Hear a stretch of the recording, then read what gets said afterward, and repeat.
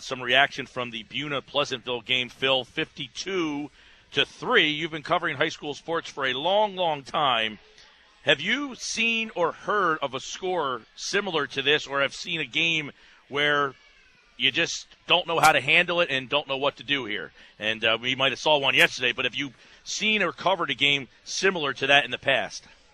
Not in baseball, Mike. I mean, I've seen some basketball games that have gotten out of hand a little bit. A couple football games that have gotten out of hand, but 52-3, a 49 run margin of victory is something I can't ever remember anything that exaggerated. So that was a new one for me, and I can't say I know every result of every game in South Jersey history, but I can't imagine there's been many, if any, like that.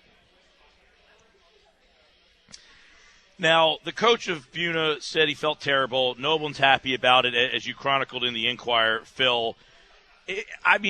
Everybody keeps saying 52 and saying it doesn't matter, you can't let that happen. I guess the question would be, how is it prevented? We know baseball is a very unique, difficult way to kind of handle these things, because there are some people that feel that if you're purposely getting out, that is almost as humiliating as losing by that many runs. So I know 52 sounds ridiculous, but with over 30 walks and 10 errors, that's 40 base runners right there that have been put on base by doing nothing.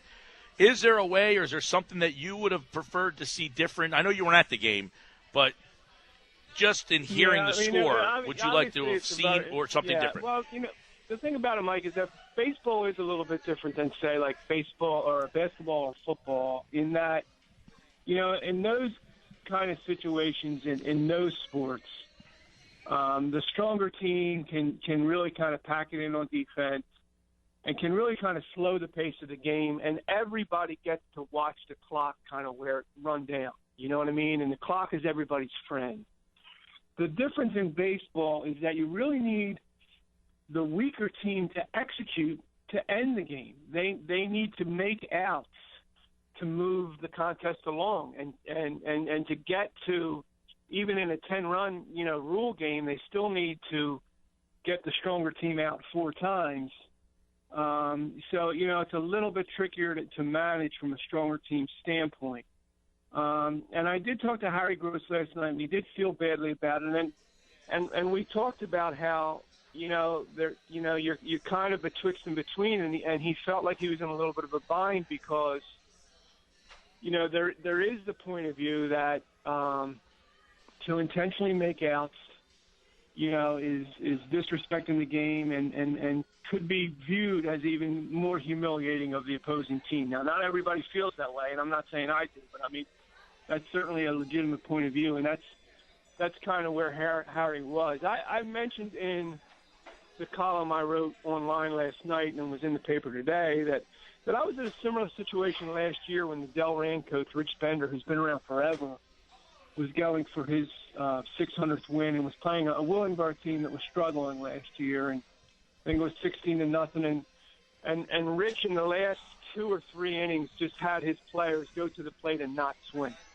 And they would either walk or they would get called out on strikes. They were not allowed to swing. And, Rich felt badly after the game. It made a little bit of a mockery of those last couple innings, but, the alternative was to keep swinging and maybe to create an even more lopsided score. So I don't think there's ever an easy answer. The point I was making in the column today is that even if you had done that, at least you wouldn't have had to report a 52-3 score, and nobody would be talking about, how lopsided the score was. So the mockery or the embarrassment or the disrespect for the game, if it's perceived that way, would have been contained within that event, and only the people there would have known about it, as opposed to the whole world kind of knowing the 52-3.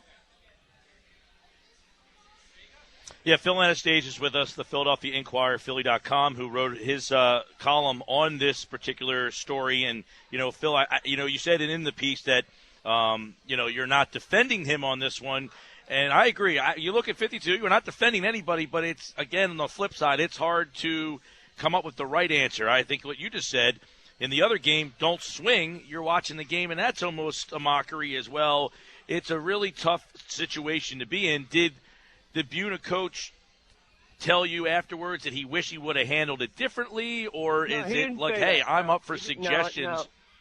Right. No, that was me. That was my opinion. I'm not saying that Harry Gross. No, No, that was my opinion. Right. He didn't say that. I mean, he felt terrible, I think, because it was 52-3 and because he felt like he was in a bind and he wasn't sure what to do. And, he knew a lot of criticism would be coming him and his team's way, and he felt badly about that. And I think he felt badly for the Pleasantville kids. So, yeah, I mean, there's not an easy answer here. There certainly isn't. But, like I said, I think there's, in my opinion, and this is just my opinion, the better way to go would have been to have them not swing anymore. And, for the home plate umpire to show some awareness of what's going on and really kind of widen that strike zone and try to move the game along. Because like I said, the alternative is to have 52-3. And I know, look, he emptied his bench. His starters were on the bench by the second inning. They were going station to station. Nobody was taking two bases on hits or anything like that. But again, the tricky thing is that baseball as a sport, the nature of it puts the onus on the weaker team to execute, to end this game. It's not like basketball. It's not like football. There isn't a clock running down. The weaker team has to make outs. So, in my opinion, again, the better thing to do would be for the Buena side to go to the plate and not swing. But, again, I understand the other point of view. I do. I don't agree with it, but I do understand it. And I'm not calling Harry Gross a bad guy at all. And, I'm just saying, right. In retrospect, maybe he could have taken another approach. But, excuse me, I certainly respect, his decision. It was his choice to make. Right, and I agree with you, Phil. He's in a tough spot. You're that's as it's happening. You really don't know what to do. But for the people who are really attacking them today, I think it was fair to hear your point of view and the fact that you talked to him and got to hear, here's a guy who didn't know what to do. And there is no right way. I mean, you've covered baseball and basketball and football for many, many years. And I think the two of us are both at a loss at what I coach baseball. I've coached for 10 years, and I don't know myself what I would do in that situation. You feel bad if you're making outs on purpose. You also feel bad if you're scoring runs. So I don't know that this guy should be getting attacked nor the program, especially when I read that the team had 30-plus walks and over 10 errors. That shows that, they weren't just taking swings and doing things. 30 walks, at some point the umpire's got to help out with that as well, you would think. Absolutely. I mean, again, everybody, all the adults on all three sides, both teams and the officials, I think in my opinion, to facilitate the end of this game, in a way that would have kind of managed it a little bit better. And, again, it's easy to say in retrospect. It's easy to say the next day when you're not there, in the heat of the moment. And I'm sure it was very tricky for everybody. And again, the nature of baseball, adds to the kind of trickiness of dealing with this. So, again, it's a second guess, but it's a second guess with some understanding of how tricky this situation was. But yeah, and I don't know who the umpire was, and maybe he did. I mean, maybe those walks there was just no way around it without making a complete mock. Maybe the pitches weren't even reaching the plate. I don't know, but certainly you would hope that. The home plate umpire would have widened that strike zone and made that strike zone as big as he possibly could without it being a complete mockery. And again, maybe he did. I just don't know. Yeah, and I called an umpire today, not someone who umped that game or knew who umpired that game, but just asked, and he said, Mike, those pitches had to be completely unhittable for him not to call strikes. That's how, out of the zone they must have been. But, Phil, while we have you, I did see last week the article that you wrote about the football changes that could be coming. Is there anything new about the possibilities of the non-publics being split in high school football?